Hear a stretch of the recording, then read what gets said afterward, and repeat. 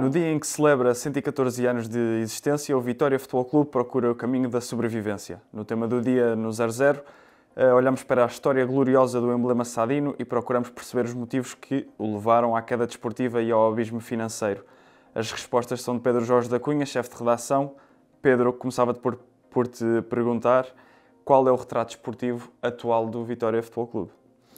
Bem, parece impossível, mas de facto este gigante do futebol português, nesta altura está a competir na segunda divisão distrital da AF Setúbal, é o primeiro classificado, contava por vitórias os jogos feitos até agora, empatou no último jogo em casa, no Bonfim, no histórico Bonfim, contra outro histórico, o Seixal, a 2 bolas, mas portanto lidera a segunda divisão distrital de Setúbal.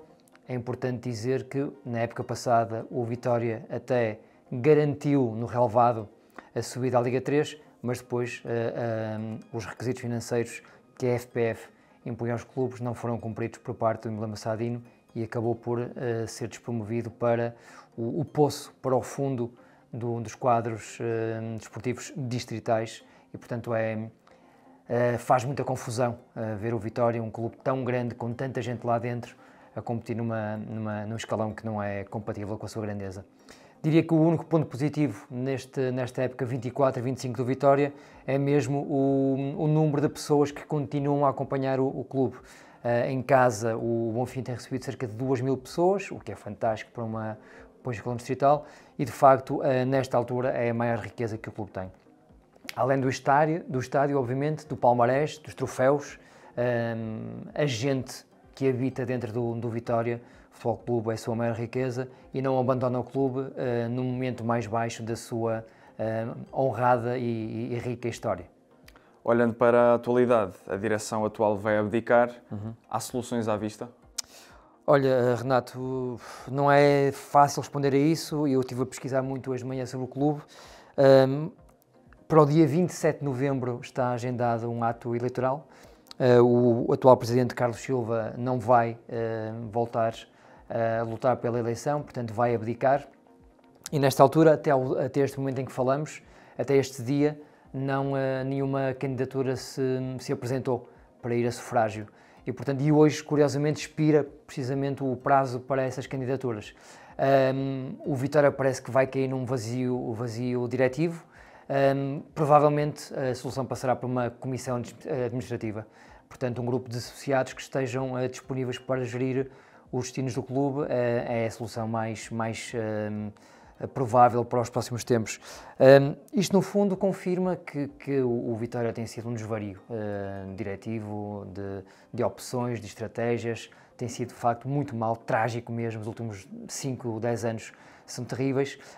A última direção conseguiu, ainda assim, aprovar o plano de recuperação perante os credores, os muitos credores que o clube tem. As dívidas são muito pesadas.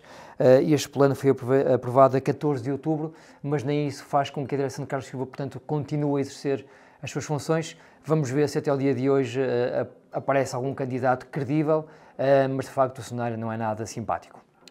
Perguntava-te agora, por isso mesmo, de forma resumida, como chegou o Vitória a este ponto tão preocupante?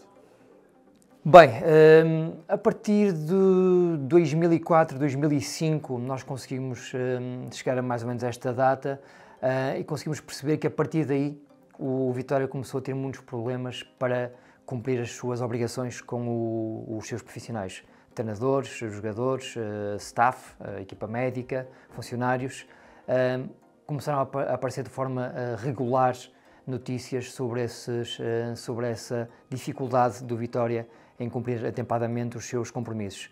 Os atrasos eram recorrentes, à última hora depois havia sempre aqui uma solução um bocadinho improvisada para o Vitória depois conseguir inscrever-se na época seguinte, mas diria que a partir de 2005, 2006 em diante, essas dificuldades começaram a ser muito evidentes.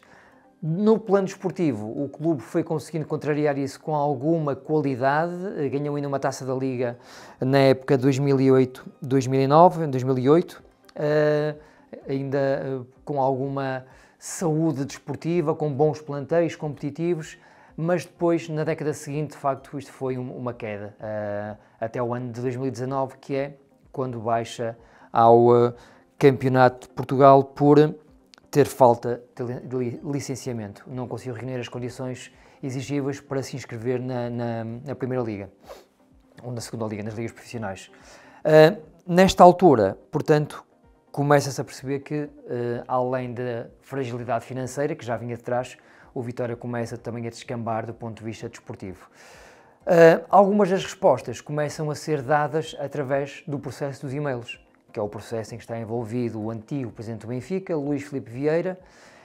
No decorrer da investigação, começa-se a perceber que havia aqui uma relação mais do que promíscua, possivelmente ilegal, e é isso que o Ministério Público defende, entre o presidente do Benfica e o Vitória Futebol Clube de Setúbal. Essa relação, de uma forma também muito sintetizada, passava por quê? Num momento de grande dificuldade, um dos presidentes do Vitória Futebol Clube, o Sr. Fernando Oliveira, começou a pedir ajuda ao Luís Filipe Vieira, e essa ajuda, que não podia ser obviamente através de uma transferência direta de dinheiro, começou a ser maquilhada com movimentos dos jogadores que eram acompanhados por movimentos financeiros que no fundo são inexistentes, ou pelo menos não encaixam naqueles movimentos financeiros desportivos dos jogadores. São movimentos que são fantasmas, e depois os movimentos dos jogadores vinham a reboque dessas trocas financeiras, portanto desses empréstimos, desses adiantamentos que o Benfica, através de Luís Filipe Vieira, dava ao Vitória Futebol Clube de Setúbal. Tanto é assim que o Ministério Público envolve o nome de Fernando Oliveira, mas também de Paulo Grencho e de Vítor Valente, outros dirigentes do Vitória Futebol Clube de Setúbal. Portanto, isto aqui é o cenário, é a tempestade perfeita. Portanto, é a queda desportiva, é a quebra total financeira e depois é este envolvimento num processo que é muito triste para o futebol português e que é incompatível, de facto, com a grandeza também do Vitória Futebol Clube de Setúbal. Pedia-te agora um olhar mais macro e perguntava-te que lugar ocupa o Vitória no futebol português? É um dos grandes emblemas do nosso desporto, do nosso futebol. Basta dizer que é o sexto clube com mais participações na Primeira Liga, atrás dos três grandes. Tem 72 participações no principal campeonato, os três grandes têm 91, portanto há aqui uma diferença de 19 campeonatos, e é um clube que já participou também por 16 vezes nas provas europeias. Mas basta, Renato, olhar para as grandes equipas dos anos 70, por exemplo, e eu até apontei aqui alguns nomes para não me esquecer.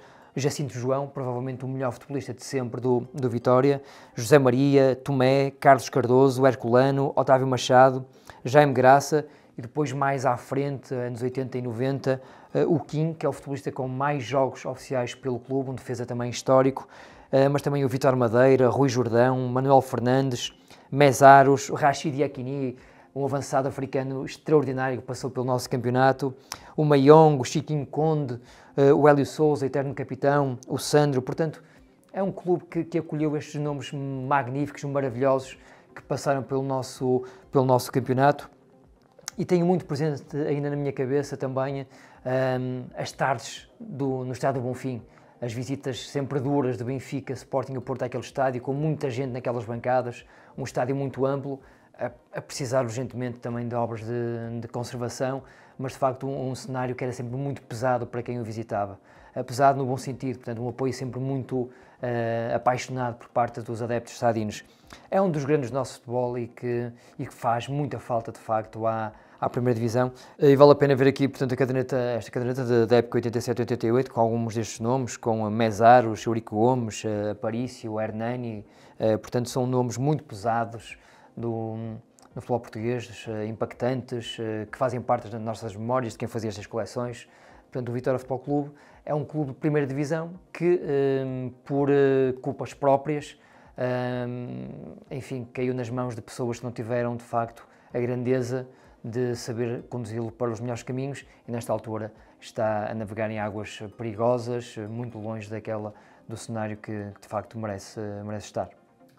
Mas, falando ainda das boas memórias, perguntava-te agora, para terminarmos, o que fez o Vitória nas provas europeias?